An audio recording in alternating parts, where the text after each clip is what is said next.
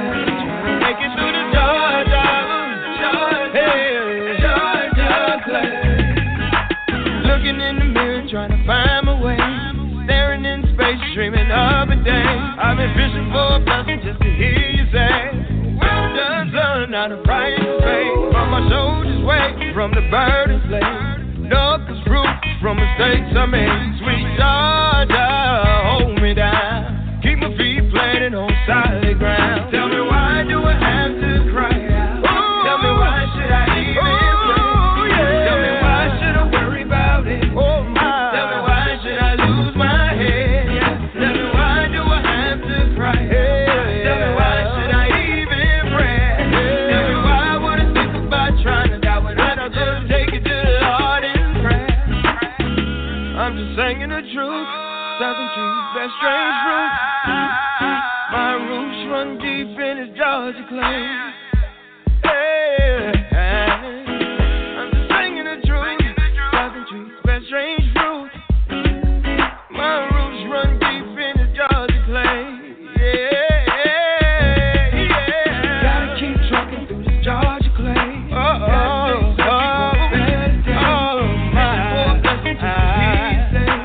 Well done, son. Sweet Georgia clay.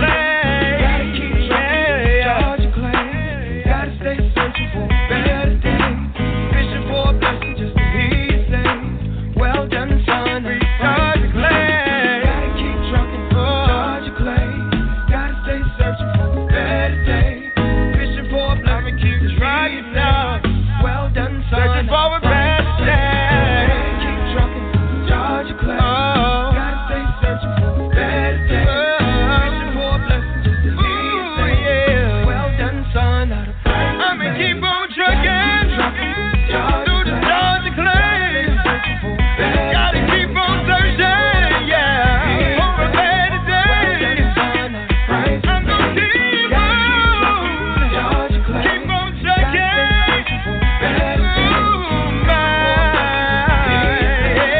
well done, son.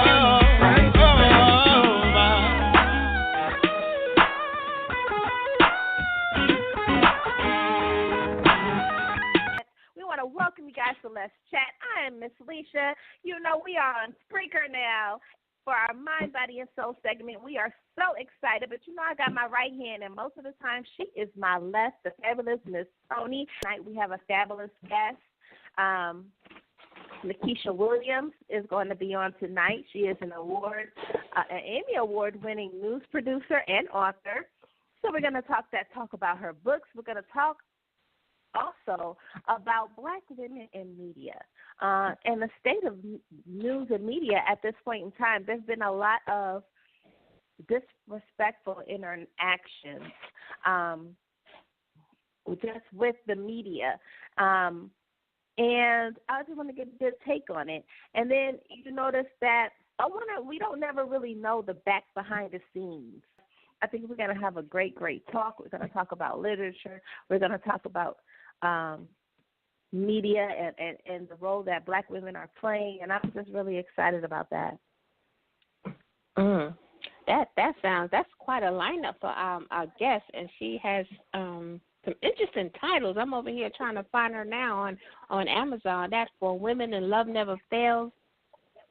And that's it. That's the thing with our Mind, Body, and Soul shows, Lissha. They really, for some reason, those shows always stay with me days after we have aired a Mind, Body, and Soul, because this gets really intense and not intense in a bad way, but it really gets you to thinking about it, and that's the purpose of our Mind, Body, and Soul, and you feel it within. And each time we have had one, it has touched everyone in a different way. We're going to get her on in here so she could talk with the ladies on Let's Chat. Thank you for taking time out to come and speak with the ladies on Let's Chat. I'm well. I'm really excited to talk to you guys tonight. We're excited now, to have before you. Yes, this is our first show on Spreaker Radio. You are our first guest, our first interview for Spreaker, and we appreciate you for that. We're really excited, and I think we're going to just talk tonight about some of everything. Cool. I'm excited. Let's do it.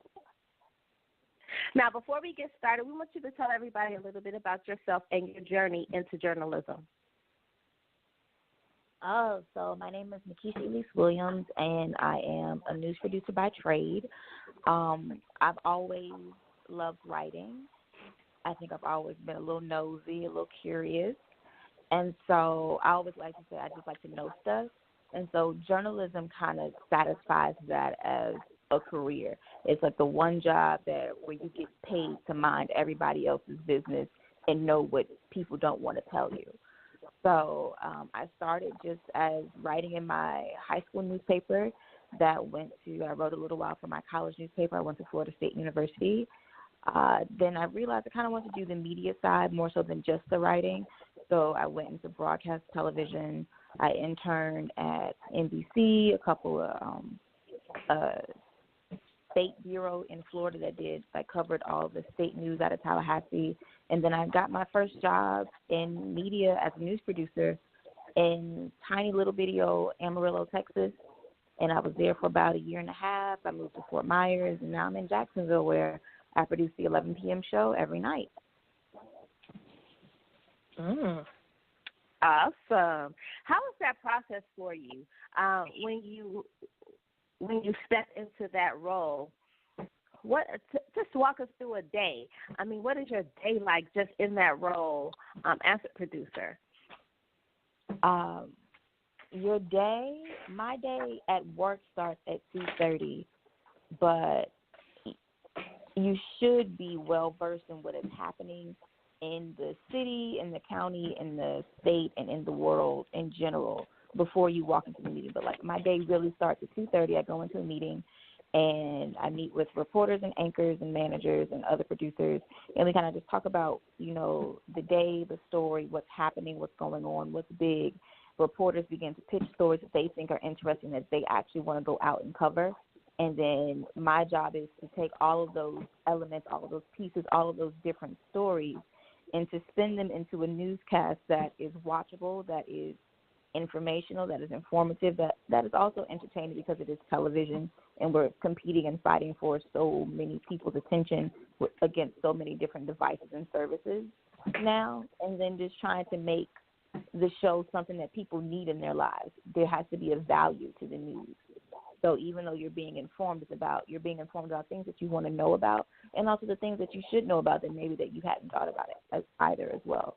So my day starts at 2:30 with that meeting, and from there I usually go on the hunt for stories that are interesting, that will appeal to the audience, that are important, that are the news of the day, and I do that for a few hours, and usually by 7 o'clock I start putting my show together, formulating how it's going to look, because as a producer I need to know what this show is going to look like on air before it ever hits the air.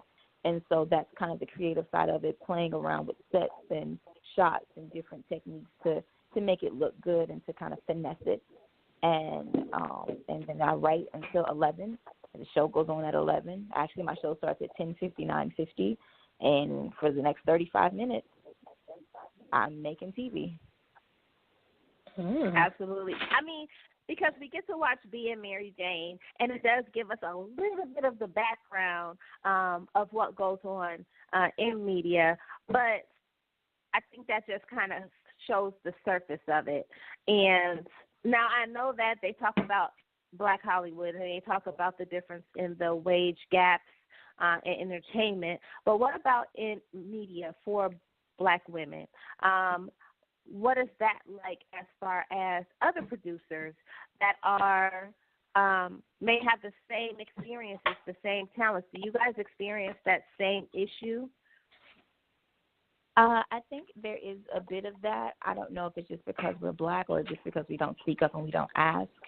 I would say that journalism and media in general is not a profession that you go into looking to make six figures right away, because that's just not going to happen. Like my very first job, like I said, was in a small market, but I also made $8.50 an hour. That was my starting salary, was $8.50 an hour, and I think with overtime, that brought me to like $22,000 a year. And so journalism is not a job. Exactly. Journalism is not a job you go into thinking that you're about to make crazy money when you're just starting off. And it also goes by market size. So if you're starting in a small market and they're not going to pay you any money, one, because you don't have the experience to command it, two, because there's always going to be somebody in line willing to take the job and probably do it for less. And that's just the way that the journalism industry is, especially when you start local. Now, as you move up and you get higher and you get some years and some titles and some accolades behind your name, you can very much command a higher salary. And as you move into a higher market, you can very much do that. Like what I make in Jacksonville right now is nowhere near what I would make if I was in somewhere like Atlanta, because Jacksonville is market 40-something, while Atlanta is in the top 10. So, I mean, your salary goes up with the size of the place where you are as well, and it also goes up with title. Mm-hmm. But again, too, you can always negotiate for more. You get what you negotiate. So, if something is not right and you think that you're worth more, ask for it. Mm. Absolutely. Wow. Now, I had to look at a few articles just to be able to get an idea of the waters that you guys are in. And I remember reading something that talked about minority females and the percentage of them in media falling. What do you think about that? I think it's a testament to that journalism and traditional media as a whole is kind of on the decline. And I think that there are more minority women who may want to go into journalism or into media, but may be able to do it another route through social media or working for a blog or a very popular website. But I also would attribute that to that journalism, I think, in itself can be a very old white male world, as many industries are. And despite the faces of color that you see on TV stations and across the country or on networks, I don't want to say are the exception to the rule, but I want to say that it is noticeable in a newsroom when there is a new black face. It is noticeable in the television market amongst the black community when there is a new black reporter that is now in the market. They are instantly recognizable and they are instantly known and become that sort of local celebrity. So just as everyone recognizes Robin Roberts from Good Morning America, if you are African American and you are an anchor or a reporter in any market in the country and you're on TV, you are instantly going to be known by the people in your community because our faces, we're here, but we're not the majority. Wow. This is Toni, Nikesha, and I can so relate to what you are just saying because I'm in the New York area and I watch Channel 2 News, and just recently, I always see the outside journalists, and this one in particular, her name is Janelle Burrell, and she was always out and about in the elements, and she was doing outside news, but her look has changed, and she is now coming in, and she's filling in for absentee anchors. So is there like a process that she had to go through? Because I love seeing her inside, and I see the growth in her. So that's how much I pay attention to anchors that look like me, and I want to see them succeed because we are, sometimes you are who you see. If that makes sense. You are exactly right. And the fact that you notice that just goes to show what I'm saying. So you don't just start off as an anchor. And granted, I am behind it, but you don't just start off as an anchor. Even Oprah didn't start off as an anchor. Oprah started off, she was anchoring, but she was also reporting. And so usually the way to work yourself up to that desk, which is seen as like the coveted job, is you're on the ground 5 days a week, out and about, reporting on stories in the community, getting to know the people. And then as your personality comes through those stories, as people start to rely on you, you build your network, you build your worth, you build your profile as a reporter, you build your stock, you grow in your craft. Then there are opportunities that can come to you to anchor. But anchoring is very selective. Anchoring, I'm going to say it again, anchoring is very, very selective. Lots of people want to anchor. Lots of people want to sit at a desk and read the news and be invited into people's homes to do that. But not a lot of people are offered the opportunity to do so. Some people that want to anchor don't because they're not good at it. Some people who want to anchor don't because a boss may not like the way they look. And so when you say you notice that her look has changed, even for my station here, we have consultants. And a consultant will come in and change your makeup and change your clothing and change your hairstyle. And because your look is not what they think works.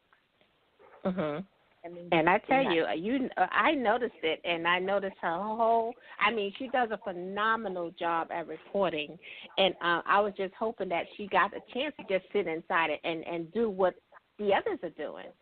And so it is so refreshing to see a black face holding down the major, CBS News. That's nobody's chump change. Exactly.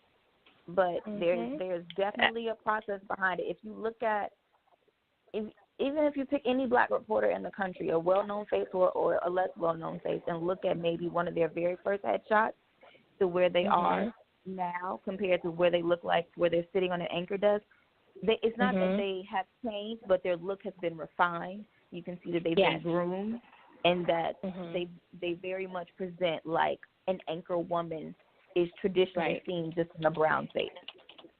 Exactly. And Nikesha, this is still Toni, and Lissha, I'm sorry for hogging up, but in her place, in Janelle's place is another young African American journalist.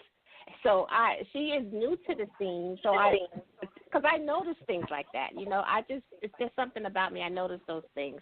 So I'm interested to see where her journey takes her. And that may also be very intentional by management, that if you had a minority as a reporter and that they are no longer on the street, but you need to move them to the desk, that you need to have another minority in their place, that if they covered a lot of specific stories or about race or about crime or whatever it was, or had certain community connections, then you need somebody else to fill that gap. And so then that's also a very intentional hire. Oh, I see. You're making all this make sense to me. And it's funny that you mentioned all of that, T, because we were going to have Jasmine Durham on, who is a Fox 2 anchor in Flint, Michigan. But she had to work tonight, so they called her in, and so she wasn't able. We're going to have her on at a later date. But just watching her her transition from just on the street to behind the anchor desk, and then some of the things in the background that she had to deal with just to be able to get that position. I think when she first started, she was the only black anchor in that particular area. And so just listening to what you were saying, I'm like, yes, just the fact that you guys have to go through that. But as a producer, what is that process for you to get your show? As a producer, you're going to write your show no matter what. I think for me personally, I don't have to deal with a lot of the politics of how I look or how I dress or how I choose to wear my hair, because I'm not on camera. And so my value is in my creativity. It is in my skill as a writer. It is in my skill as a storyteller. And it is in my skill as someone who can take a blank show, an empty show, and make it into a half hour of television that is informative and entertaining and holds and captivates an audience enough for me to win my rating points and be number one. So that's where my strong suit is, and I just kind of go from there. So this is Lissha again. We sound so much alike. We have to kind of we have to say who we are. Okay, so when you're making your shows, do you have to be, like, when you go in, are you in, like, beast mode, like, I need this, I need that, I need you to do the light like this? Are you really, like, in beast mode directing and making sure everything is on point, or is it already done before it comes on, or are you already in the background still making sure that they're on it? It's some of that, but it's also a little bit more collaborative. So it is very much the beginning of it is the start. It's my vision. So if I know these are all the stories that are going to run, I kind of have an idea of how I want them showcased and how I want them to be presented. And then it's about, okay, once I know how I want them to look and how I want them to be presented, then to get them to be executed that way. Sometimes that requires a little more effort by having our graphics department create something specific and particular for me. Sometimes it's about letting an anchor know heads up, hey, I have this idea to do this, and I need you to do this ahead of time.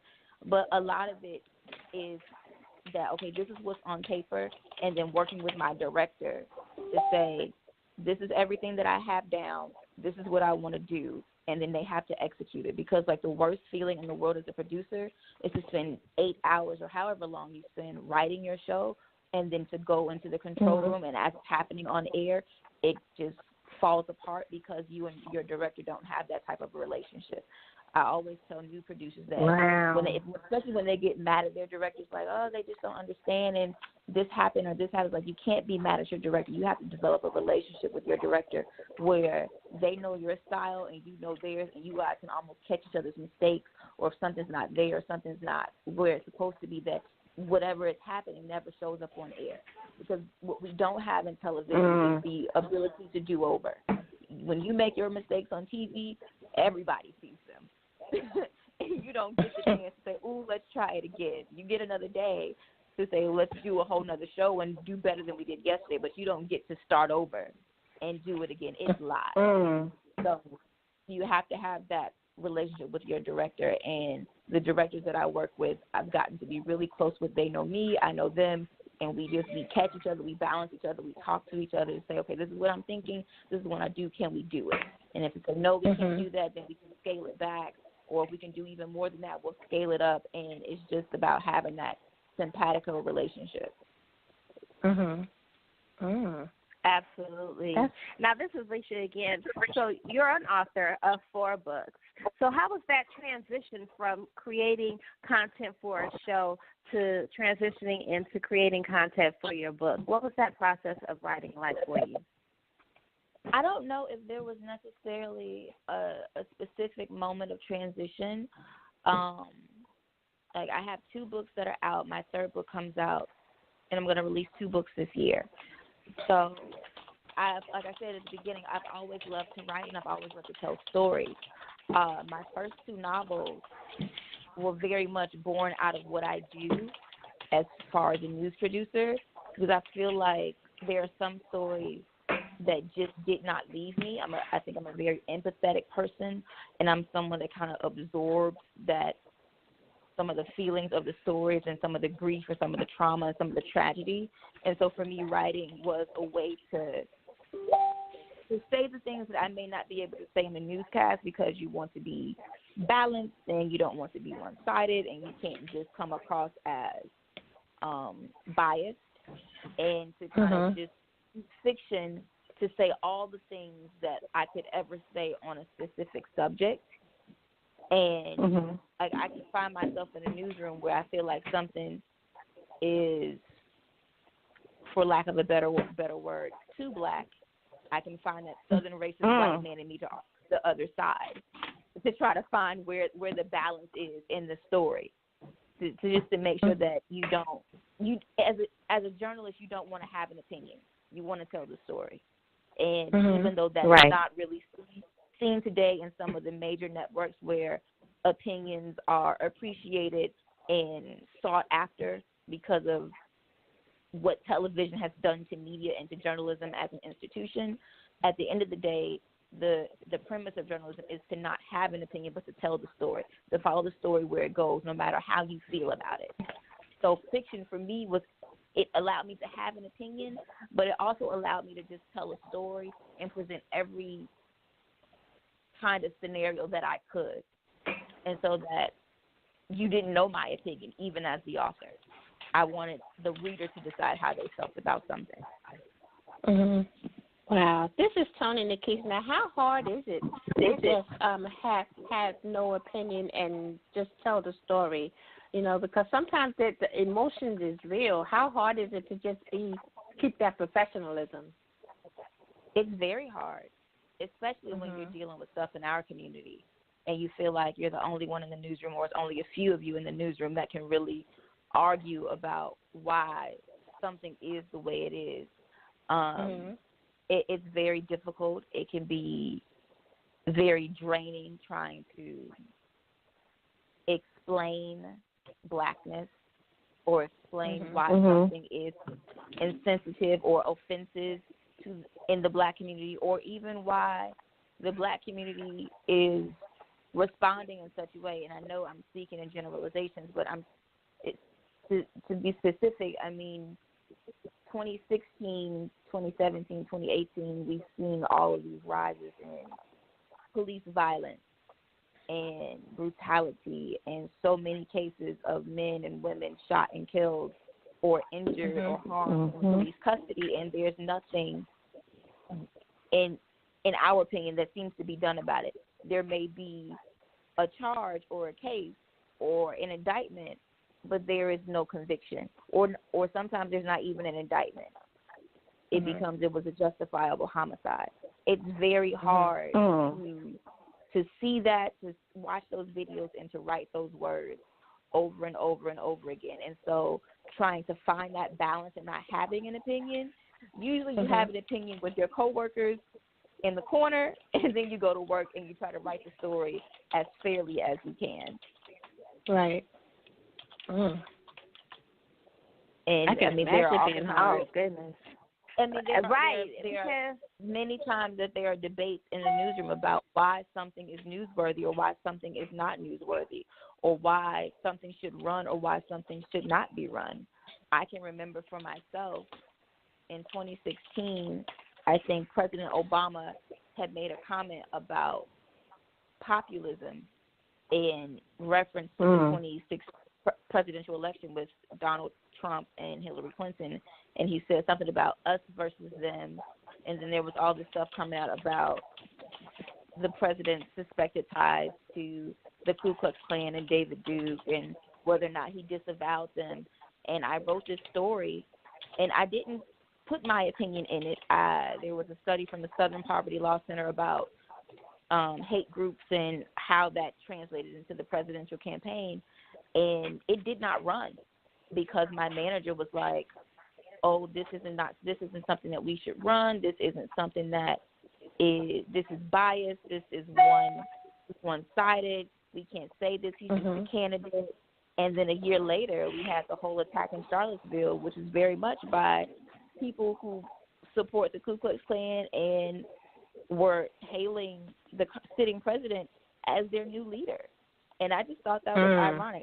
I still think about it. In 2016, I wrote this story that was biased, and then a year later, we're talking about alt-right conservative men and women who support these old racialized ideas and ways of doing things converging in Charlottesville, Virginia, with tiki torches that ended up in riots that killed a woman.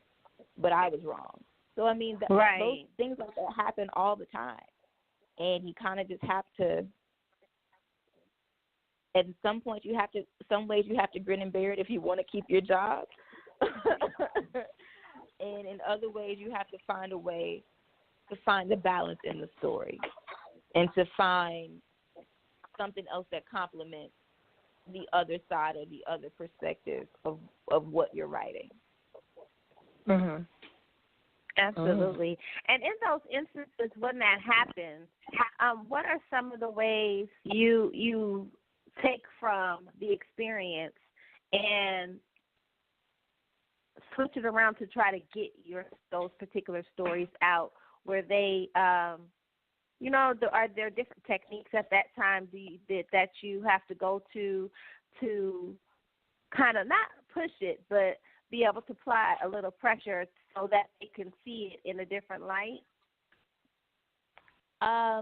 For me, I've been very fortunate where my managers trust me, and if I can justify or defend a story, they usually let me run it, even if they question whether or not it's newsworthy to them.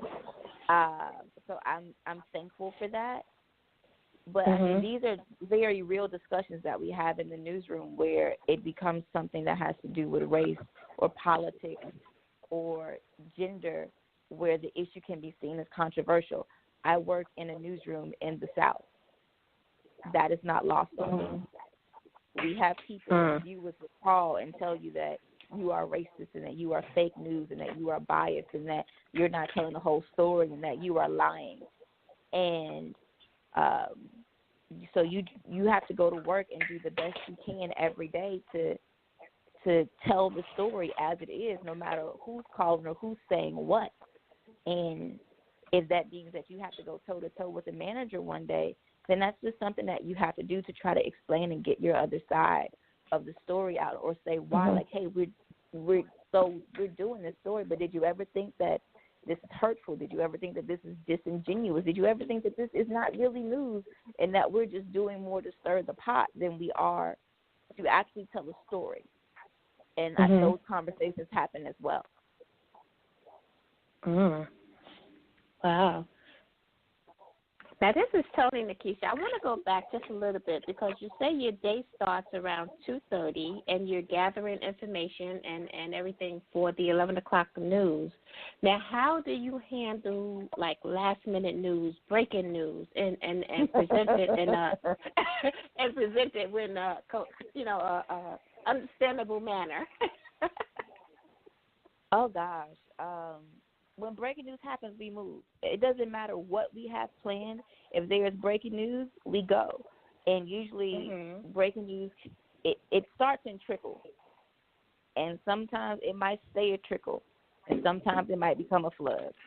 So you kind of have to follow the where the water leads you. And so if something comes in like, hey, we got a tip about this and it sounds credible, we make a couple calls. And then we go to wherever that leads. And if it turns out to be nothing or it's silly or it's frivolous, and then we dead that story. But if it becomes something big or we start to get in a lot of tips and a lot of trickles and a lot of sources saying different things, then we go and we may go full court press. If you have 4 reporters staked out at one scene on all 4 corners, waiting to see what happens and who's rolling up next, and everybody's rolling and ready to go. So breaking news can be very big, or breaking news can be very small. It really just depends on what's happening, what the day is. This is so exciting just to hear you, like Lissha say, just to give us the background on how it all comes together for just a 30, 35-minute segment of news. So much goes into it. Absolutely. Yeah, it's just being able to hear it is, and to be able to hear the experience of how you're leading a team, but you guys are working together. Now, as a producer, how do you improve the quality of the television station? Are you guys able to do that, or is it like touch and go sometimes? The quality of the stories that we're reporting? The quality of the television station. That's a really good question. I think the quality of the television station definitely comes from its people. So we are only as good as our weakest link. And for the type of station and the company that I work for, everybody is expected to come in and to find a story, to tell a story about the community, and for it to be representative of the community. And that is what makes our television station stand out. My station specifically has been working the last few years to make sure that we become the dominant number one in our market. So for me to improve the television station and its standing in the community, it's me coming in every day making sure that I can deliver the best show at 11 p.m. that somebody can watch, that you don't want to watch another station at 11 o'clock because we have what you need. The story that you were looking for, we have it. The story that you were thinking about, we have it. And the story that you don't even think that you wanted to know about but you find interesting, we have that too. So, I mean, that's my personal contribution to improving the television station. And it also comes down to integrity. You don't want to be a station that scandalizes and sensationalizes stuff. You want to do your job and to do the news and to tell the story and to do it well. Mm-hmm. And this is interesting again because I'm glad you brought up integrity. How do you and your station and your team keep your integrity in such a tainted environment? I think sometimes news gets really tainted sometimes. How do you guys, what are some of the things that you guys do to keep your integrity? I would say to maintain our integrity, we don't try to, it is our goal not to sensationalize or bastardize a story just because it sounds good. Because if it sounds too good to be true, it sometimes is. And to really get to the heart of what is happening. And so to maintain that integrity, that means that you're going to have to ask some hard questions that people don't want to answer. You may get doors slammed in your face. You may get called out of your name. You may have a police officer or an entire department within city government that is mad at you and that does not want to speak to you because you asked them a question that they didn't want to answer, or you exposed something that you didn't want them to know. But if it is true and it was right and you did your due diligence in getting both sides of the story, then you have maintained your integrity. Ooh, child, that's just too much right there. Like the whole squad, man. See, I'm like, see, right there. So when you have have you ever had that experience?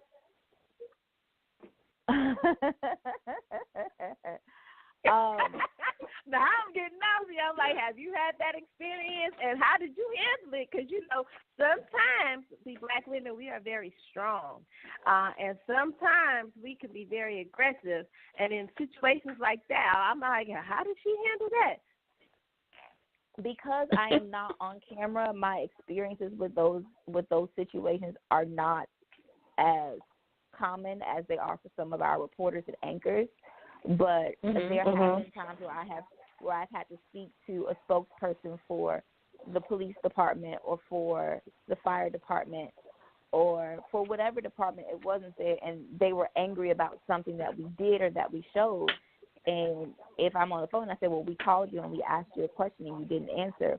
Or these are the steps that I took to make sure that this was right, and this is where I did not get a response from you back. Then that is what that is my personal experience. But like my main male anchor, the mayor of our city has his number, and they talk regularly. Like that's the echelons of power that journalists move in, and that's just at a local level. So the bigger the city or the bigger the state, or once you're at network level, it's not uncommon to have the numbers of people at high levels of whatever government or industry to have your phone number and have you at their beck and call. And then that again goes back to that integrity thing where you can't just tell the story that they want you to tell. You have to tell the story for what it is. And so looking at network news or the White House specifically, and how media has been just really demonized in the last few years under this administration because they're asking questions that he does not want to answer. And I mean, and it's happened with every president. It happened with President Obama. It happened with President Bush. It happened with President Clinton. That there are questions that they don't want to answer, or they don't like the line of questioning, and they will make that known. But there is a way as a journalist to do your job and to ask a question and be in the dogged pursuit of truth, and to get that and still maintain integrity and respect. And I think right now we're seeing something that's just being, because you have the platform of a bully and you have followers and influence and the highest office in the land, that you can use that power and whip up your base and whoever believes in what you're saying into this frenzy to attack the very institution that part of our country was founded on. Yes, there are three branches of government, but journalism was always seen as the fourth estate. It was the it was the institution that held everybody else accountable in government. So, yes, you had the checks and balances of the White House, of Congress, and of the Supreme Court, but journalists were the ones that were holding everybody in all of those different areas accountable. Mm-hmm. Absolutely. That's so true. And, you know, I love my favorite movie is The Post. And I love the insight it gives us on just government and journalism as a whole. And when you brought up this administration, it kind of keeps me in mind of the Nixon administration as far as the way they are treating the media, banning people. The disrespectfulness that is going on is outrageous. How as stations are you guys able to fight back when these things happen to your reporters? Again, and because we are an affiliate station, and you just have to make sure that whatever you say about national news or national things that are happening, again, that you are, as cliche as it is, fair and balanced. And sometimes that's hard to do, because sometimes I'll watch things and listen to stuff, and I feel like I'm being lied to, and I'm supposed to translate this for somebody else and tell a complete story.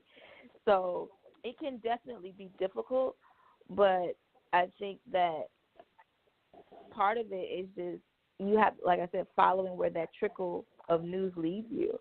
A lot of times it is looking at what is being said and also what is being done.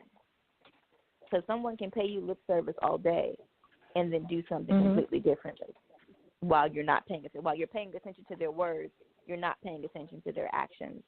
So I mean, everything in these last few years under this administration has been different, and I think it's been the job of a journalist, especially those reporting at that high level, to look at words, to look at actions, and to ask the hard questions, whether they get put out of a press conference and banned from the White House or not.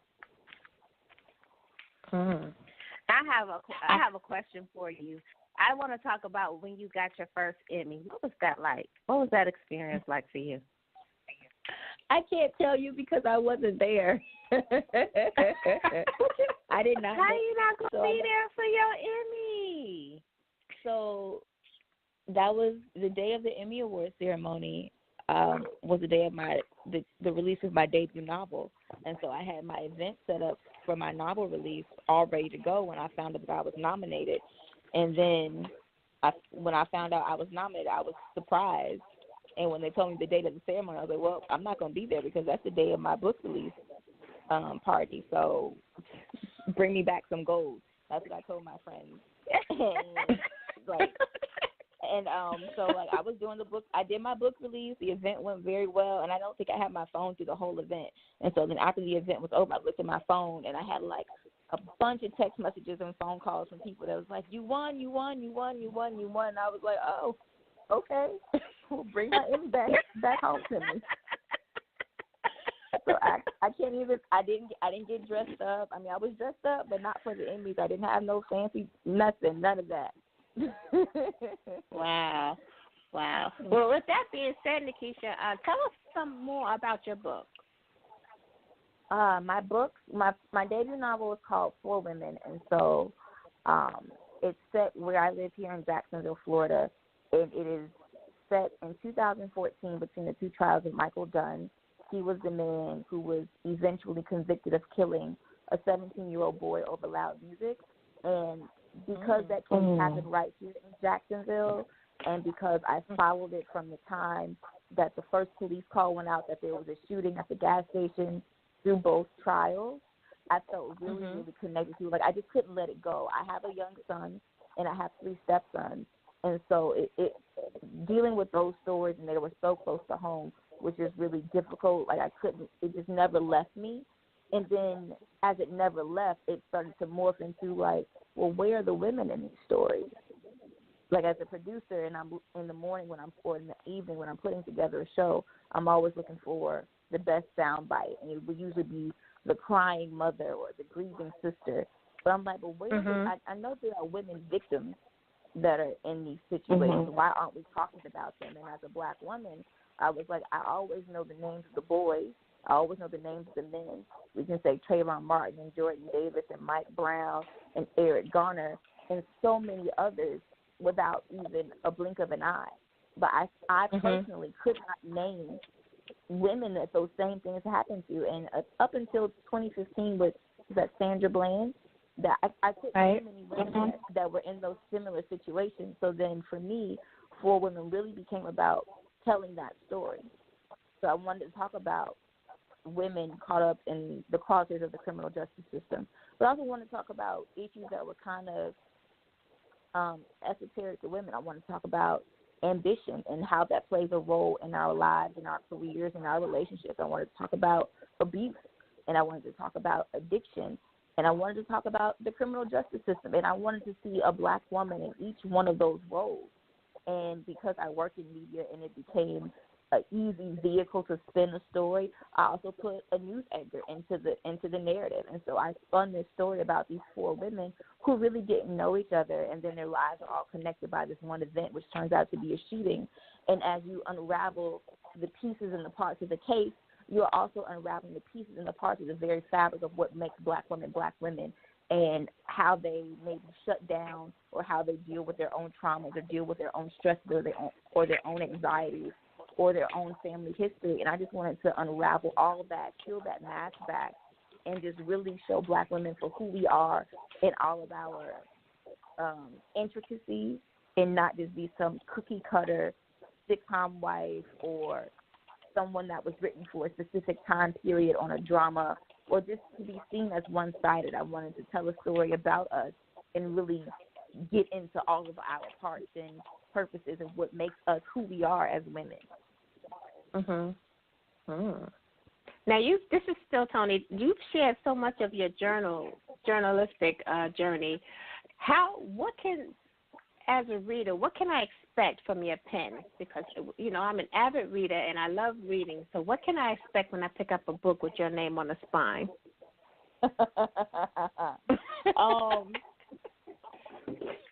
I think from the feedback that I've gotten from people who have read my work, especially with Four Women, and Four Women, you're either going to love it or you're going to hate it.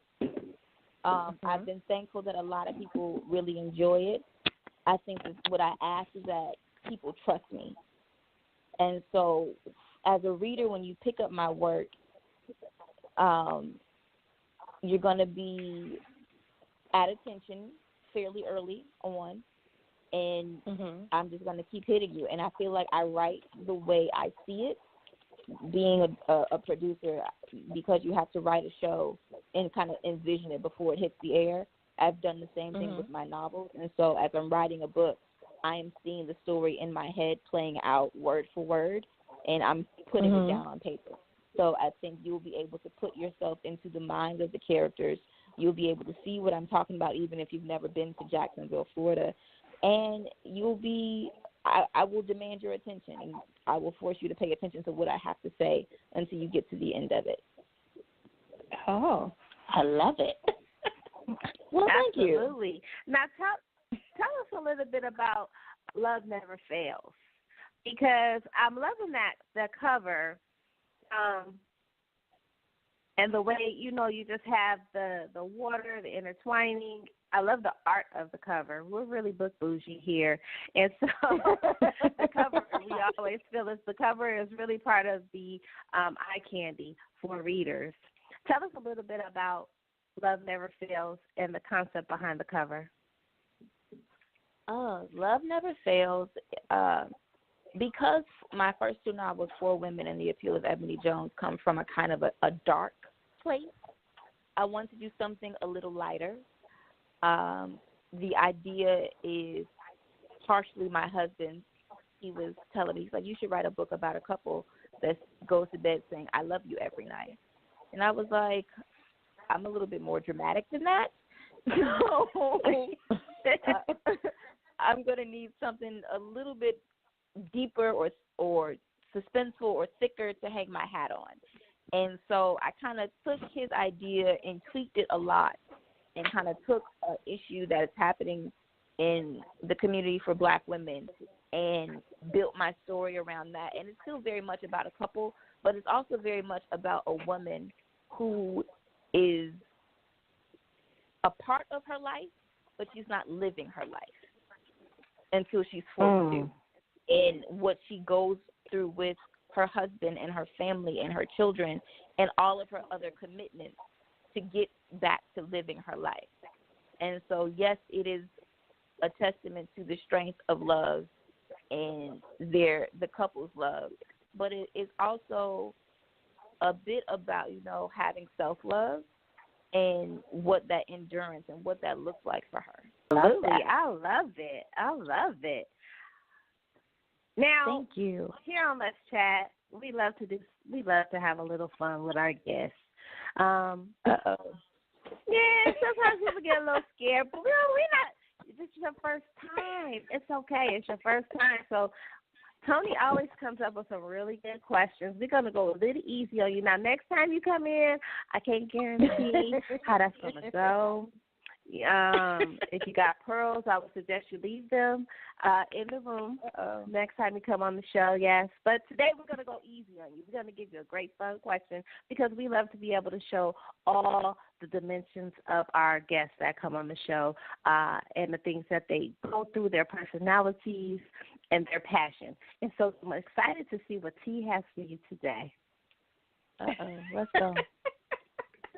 I've been trying to put something together for our first guest. My mind has been spinning since she stepped through the doors of Let's Chat. But thank you so much for joining us, Nikesha, for tonight. But we're going to give you I'm going to give you 2 props. I usually do 3 or 4, but like we said, it's your first time here on the show.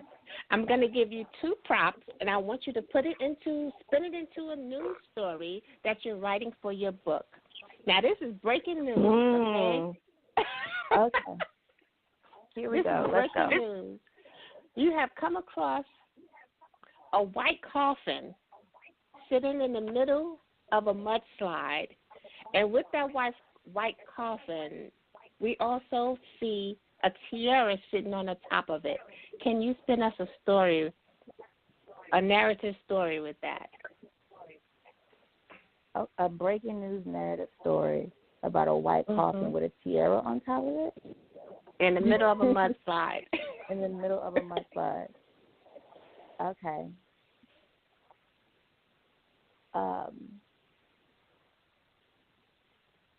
You want me to do it like I would do it for television? Yeah.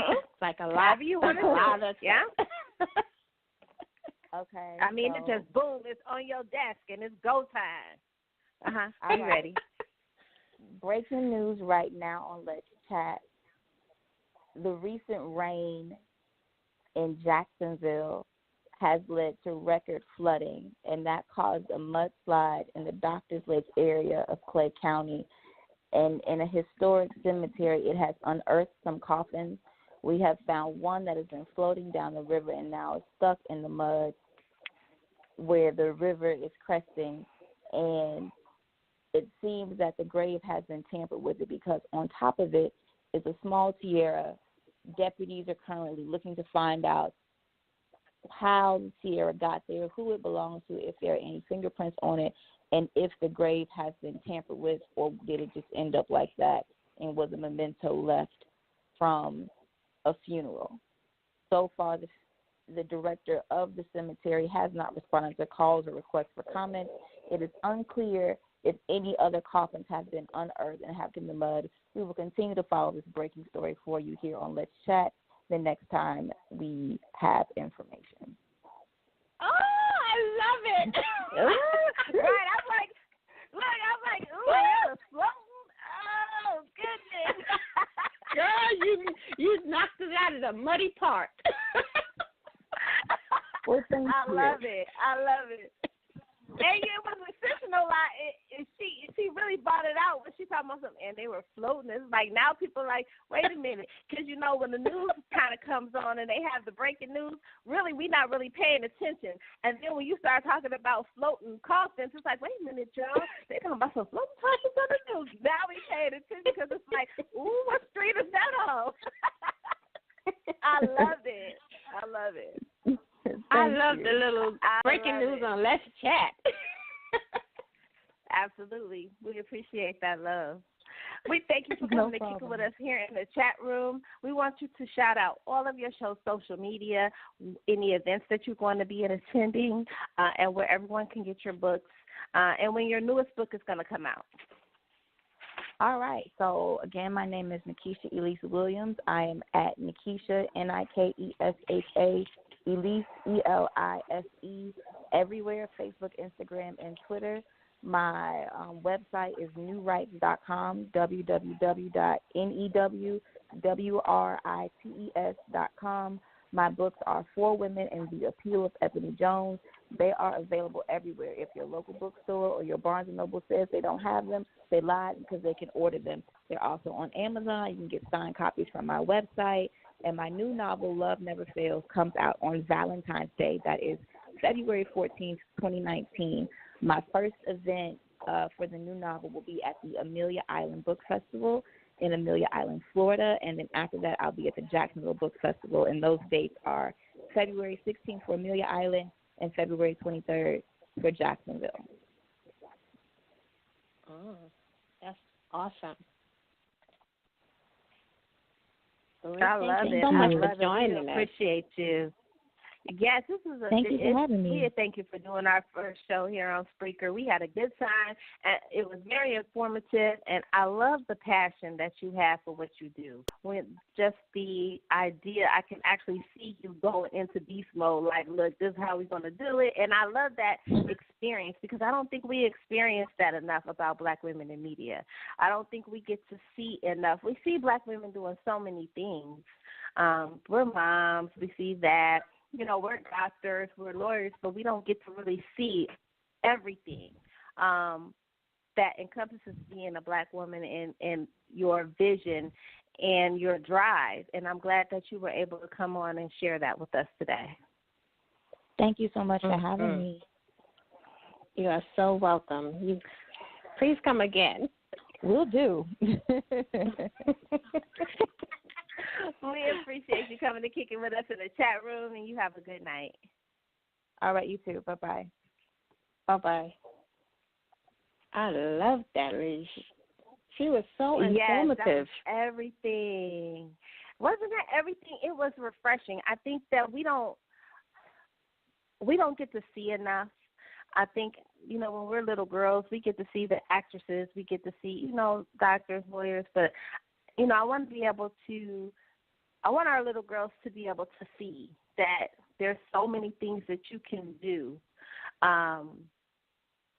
that is more than just, that is being a contribution to society, to your community, opposed to, you know, going to law school. There's tons of ways that you can be part of your community and help your community to grow. And I'm glad that she was able to come and share just her world with us. Mhm. It was wonderful, and it gives me a new insight as well as just to see how it all comes together for those 35 minutes to see what all goes into putting a quality news show available on the TV station. Absolutely, absolutely. We're going to take a brief break. For those just tuning in, welcome to Let's Chat. I'm Miss Lissha. You know I got my right hand, and most of the time she is my left, the fabulous Miss Toni. We are talking that talk today about Black women in media. If you are just tuning in and you missed the interview, no worries.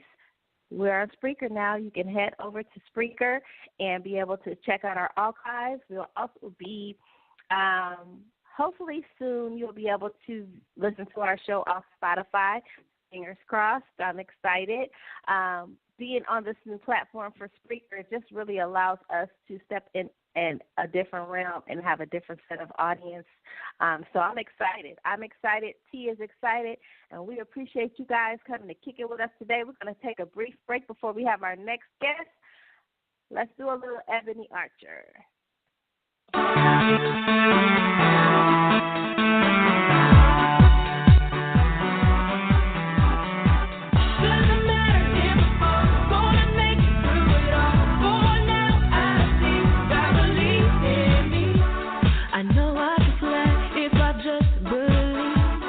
I know I can reach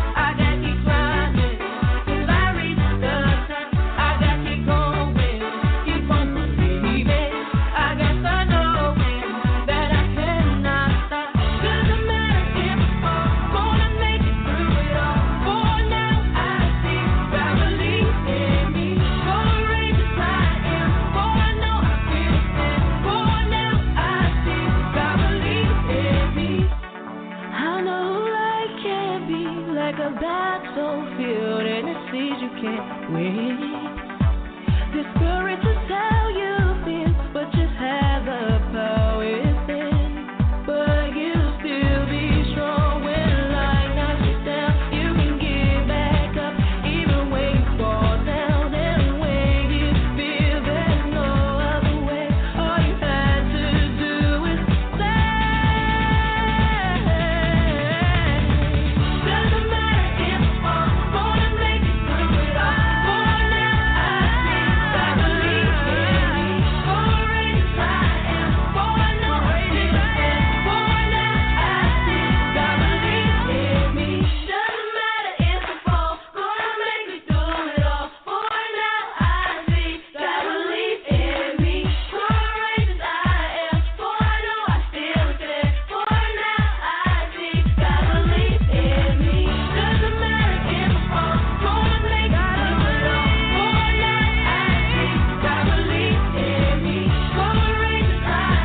through it all. For now I think I believe in me. Courageous I am, for I know I still there. For now I think I believe in me.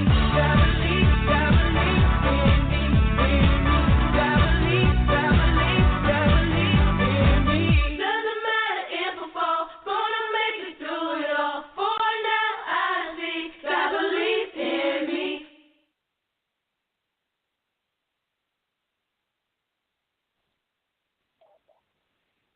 Yes, we are back. We are back. Welcome to Let's Chat. I am Miss Lissha. You know I got my right hand, and most of the time she is my left. We got the fabulous Miss Toni. We are having our first show here on Spreaker.com. We appreciate all the love we have received. We want you guys to continue to follow us here on Spreaker.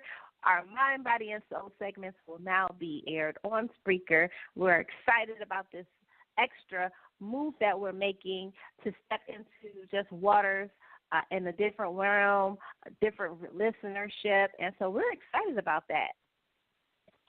Absolutely. And in addition to following us here on Spreaker, make sure you follow the ladies of Let's Chat on Twitter as well as Instagram.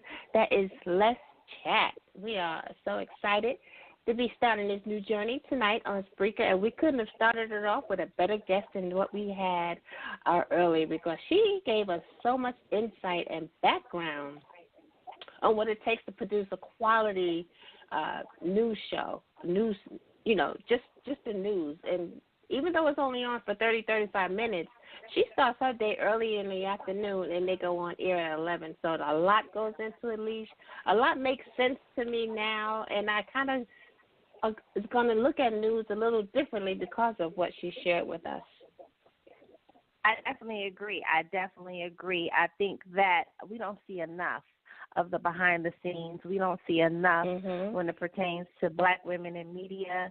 I think as black women, it's very important that we're able to see how we reflect everywhere. Like, we are literally, I'm going to say we are literally the backbone of a lot of things in this country. And to know our contributions to media and news, I think is awesome. You know, if I think back to a quote I posted about from Ida B. Wells, who was part of black, I'm going to say one of the first black women in media and news. She says, the people must know before they can act, and there is no educator to compare with the press. That makes you kind of wonder and ponder as well. Absolutely. So I love it. I love what our black women are doing in media and news. We're going to have more guests that represent black women in media. They're going to be on the show, and so I'm excited about our future guests that we're going to have on, and we're just going to be able to talk with them and be able to see all aspects and levels of black women in media. But, Lissha, one thing that she mentioned and that she shared with us is sometimes there's controversy behind the scenes because of, the different aspects of race, and it plays a key part, but it's not portrayed in the news because, like she said, you have to have no opinion, but you're only human, and you have to have. It has to affect you some kind of way. But it was interesting to see that she shared, some of the things she had to go through to get certain stories on air, and some that didn't even air. So it was very interesting, and it was very enlightening as well. I definitely agree with that. I love the passion behind the drive that pushes why she does what she does. Because when she talks about when she first started out, she was making $8.50 an hour, and I'm like, $8.50. And I'm like, 1, 2, 3, and then overtime. I mean, it's like you never imagine that. It's like we don't really know what it is when people really start out in these professions, because we look at Oprah and we see Oprah as she is now. But when Oprah first started, was Oprah making $8.50? I'm like, right. You gotta be kidding me. There would definitely be no car for you, no car for you, and no car for me. I absolutely know. I absolutely understand that. I'm like, what, $8.50? That is not a lot for the amount of work and passion and sweat that goes into and fight that goes into bringing news to us, being able to bring our community experiences to the light. And so I appreciate her, and I applaud her for all that she does in media. Because she starts early and it ends late, but she gives that quality, and, you can't ask for more than that. You're absolutely right about that. We're going to take another brief break. We appreciate everybody that always sends us music. We have a lot of independent artists that send us music. We have a lot of mainstream artists that like to share music with us as well. And so when we get to be able to spotlight them, that's always a privilege for us, because they always think about us when they're making music. And so we did play the fabulous Karis. We played the fabulous Xavier Lewis, Georgia Clay. I love that song. You might remember him from Steve Harvey. He was on the Steve Harvey show. We played Ebony Archer, Gotta Believe. I love that song as well. And I think we're going to play a little bit. Absolutely. She did send us some new music as well, and I just really appreciate them for that. I appreciate them always thinking about us when they are playing or producing their music, whether it's Blue Marley, Keith Robinson. I mean, we really appreciate just them thinking of us whenever they're bringing out music. So let me see. We're going to do a little Miko Slim, because Miko Slim is a Georgia artist. He has a new album coming out. So I think we're going to end the show. We're going to play a little Miko Slim a little later. But we have our next fabulous guest in. We have Raquel Hardy. She is going to talk with us about the Mad Hatter's Tea Party and the nonprofit, and just everything that they're doing. We got Black Girl Magic all night long here. Yeah, let's chat Black Girl Magic all night long. So we're going to welcome her into the chat room. Welcome, welcome, welcome. Hello. How are you? We are good. Thanks for joining us. I'm sorry, I'm tardy to the party. Hold on. Let me turn on this light. Okay, I am ready. What do you want to know about the event? First, we want you to tell us about, how did the Mad Hatter's Tea Party come about? Okay, so I had a girlfriend years ago. She grew up with me. She had sickle cell. She passed away at 22, and a living one of my girlfriends, I said, gosh, wouldn't it be nice for us to host a tea party and, donate money to sickle cell? And she said yes. And I said, oh, my goodness, we're going to do it. And we were probably like 23. I did not do it, let it sit on the shelf. And I got a divorce. I think I was 38, and that was one of the first things that I said I would do after I was divorced. And I sat with my grandmother when I was little. I used to drink tea. My grandmother wore these big bad hats.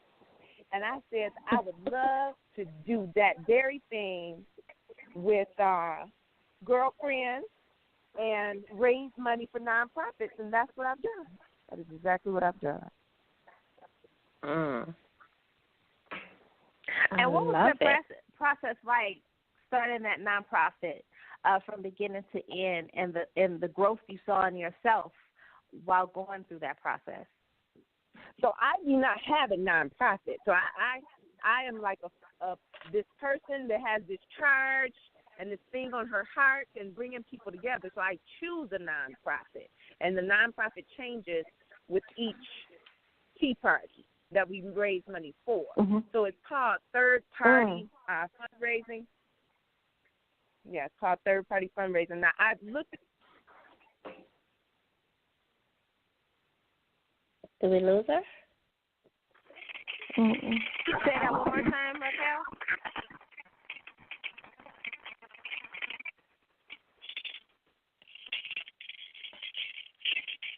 She may have hit a.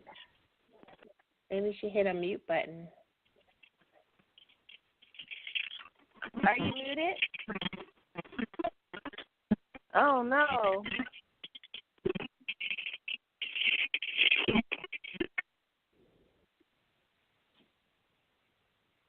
Can you hear us now? Maybe she'll call back in. Wait for her to come back in. Absolutely, but I just love the concept of and the reason behind her passion for starting these events. And when I say nonprofit, she's not a nonprofit. We have to spoke it into existence. I know, right? That's a good way to look at it. You know, and it's for a great cause, Lee. Sometimes, you know, you have these ideas and you have these things on your heart, but sometimes it takes a major event in your life in order for you to jumpstart those, you know, that passion. You're very correct. Absolutely. That's what it was. I did not have someone. I was not married to someone who was, you know, pushing me or in my corner. And I'm telling you, that was the very first thing that I thought of when I got the divorce. And I did that very thing. And I thought I was going to have 20 or 30 girlfriends at the first tea party, and I sold over 100 tickets. Second tea party, I sold almost 200 tickets. So I'm very excited. Yes, very excited to raise money for nonprofits. So when you guys did your first nonprofit to now, what growth have you seen inside of yourself? Well, I would say that I had a lot of fear of failure for that first tea party, and now I just try to align myself with people and their superpowers. And I relied a lot on myself for that first one, and I prayed over it, and I said, you know what you don't have, somebody else, you know, does. So I think I trust people to bring the vision to life. And I feel like I'm taller. And that's the first thing that I said at the end of the tea party. But every time I'm even more taller because I'm changing the world every time I do it. So it's like a different perspective. Wow. Now, this is Toni, Michael. Now, you know, you say you had this idea on your heart many years before it even got started. Now, has it taken a direction that you thought it would take since you've been on this journey?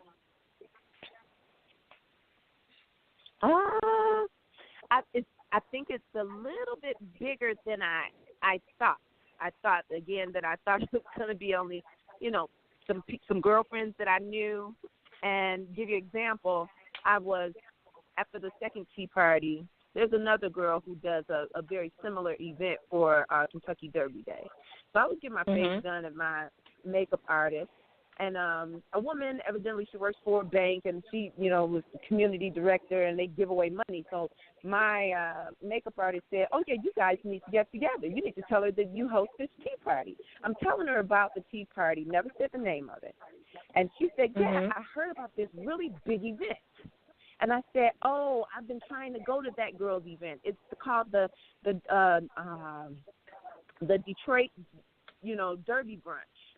And we're chatting it up, and when I go to walk out the door, I said, oh, yeah, but the name of my event is the Mad Hatter's Tea Party. And she said, oh, well, your event was the event that I was talking about.